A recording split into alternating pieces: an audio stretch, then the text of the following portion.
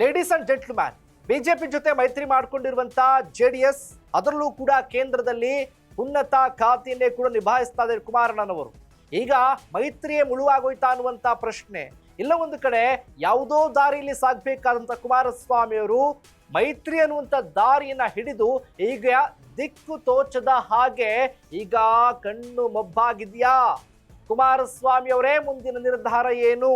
ಕುಮಾರಸ್ವಾಮಿ ಅವರು ಬೆಂಕಿಗ ಬಾಣಲಿಗ, ಕವಲು ದಾರಿಯಲ್ಲಿ ಕುಮಾರಣ್ಣ ಇದ್ದಾರೆ ಇವಾಗ.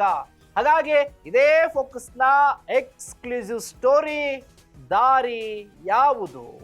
ಎಸ್ ವೀಕ್ಷಕರೇ, ನೆಲ ಜಲ ಭಾಷೆಗಾಗಿ ಪ್ರಾಮಾಣಿಕ ಪತ್ರಿಕೋದ್ಯಮ, ನೀವು ನೋಡ್ತಾ ಇದ್ದೀರಾ ಫೋಕಸ್ ಟಿವಿ. ನಾನು ಶಿವು ರಾನರಾಪುರ.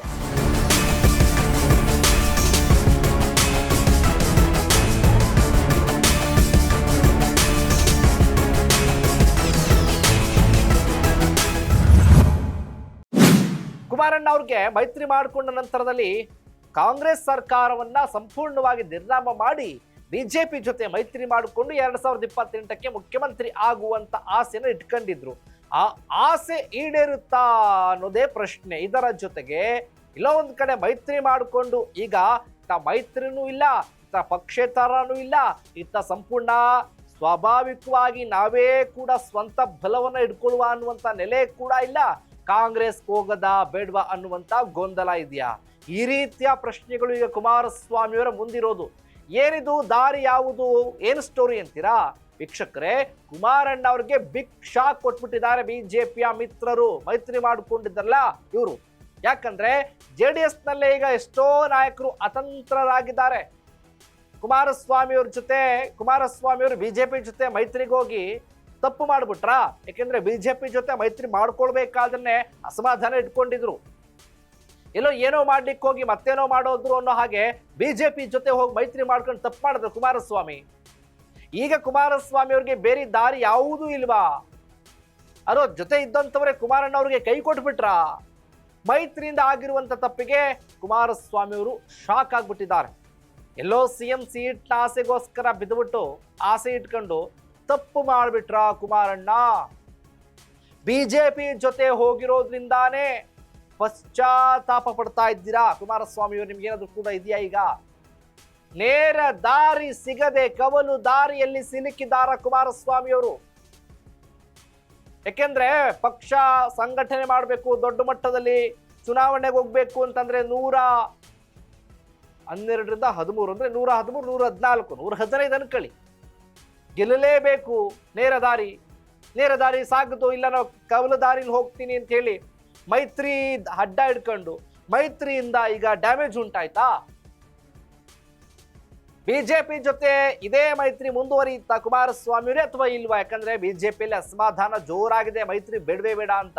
ಅಕಸ್ಮಾತ್ ಬಿಜೆಪಿ ಮೈತ್ರಿ ಬೇಡ ಅಂತ ಅಂದ್ರೆ ಕಾಂಗ್ರೆಸ್ ಜೊತೆ ಮೈತ್ರಿ ಮಾಡ್ಕೊಳ್ಳುವಂತ ಚಾನ್ಸ್ ಏನಾದ್ರು ಇದೆಯಾ? ಮತ್ತೆ 2018ರ ವಿಧಾನಸಭಾ ಚುನಾವಣೆ ಆದ ಮೈತ್ರಿ ಸರ್ಕಾರ 2019 ಪತನ ಆಯ್ತಲ್ಲ, ಆ ರೀತಿಯಾಗಿ ಮತ್ತೆ ಕಾಂಗ್ರೆಸ್ ಜೊತೆ ಕೈ ಜೋಡಿಸ್ತಾರಾ ಕುಮಾರಸ್ವಾಮಿ ಅವರು? ಆ ರೀತಿಯ ದಾರಿ ಏನಾದ್ರೂ ಕೂಡ ಇದೆಯಾ ಕುಮಾರಸ್ವಾಮಿ ಅವ್ರಿಗೆ? ಸ್ವತಂತ್ರವಾಗಿ ಮುಂದುವರಿಯೋದಕ್ಕೆ ಧೈರ್ಯ ಮಾಡ್ತೀರಾ? ಯಾವ ಮೈತ್ರಿನೂ ಬೇಡ, ಏನೂ ಬೇಡ.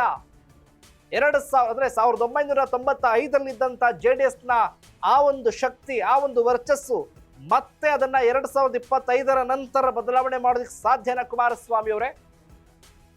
ಈಗ ಕಾಂಗ್ರೆಸ್ ಜೊತೆ ಹೋಗೋದಕ್ಕೆ ಕುಮಾರಸ್ವಾಮಿಗೆ ದಾರಿಗಳು ಇದಾವ ಇಲ್ವಾ? ಹೋದ್ರೆ ಏನು, ಯಾವ ರೀತಿ ಹೋಗ್ತೀರಿ?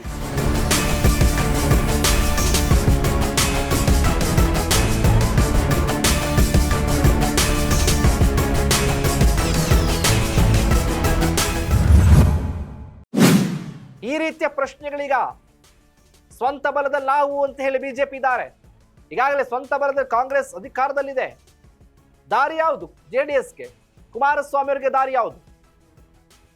ಜೆಡಿಎಸ್ ವರಿಷ್ಠರಾಗಿರುವಂತ ದೇವೇಗೌಡರು ಏನು ಸಲಹೆಯನ್ನ ಕೊಡ್ತಾರೆ? ಕಾಂಗ್ರೆಸ್ ಅನ್ನ ನಿರ್ನಾಮ ಮಾಡಿಬಿಡ್ತೀವಿ ಅಂತ ಹೇಳಿದ್ರು.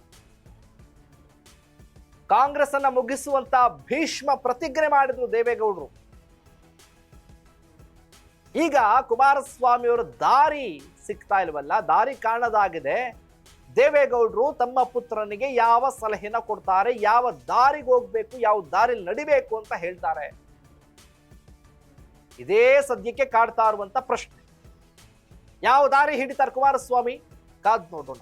ಇದಾಗಿತ್ತು ಫೋಕಸ್ನ ಎಕ್ಸ್ಕ್ಲೂಸಿವ್ ಸ್ಟೋರಿ. ದಾರಿ ಯಾವುದು? ಎಸ್ ವೀಕ್ಷಕರೇ, ನೆಲ ಜಲ ಭಾಷೆಗಾಗಿ ನೋಡ್ತಾ ಇರಿ ಫೋಕಸ್.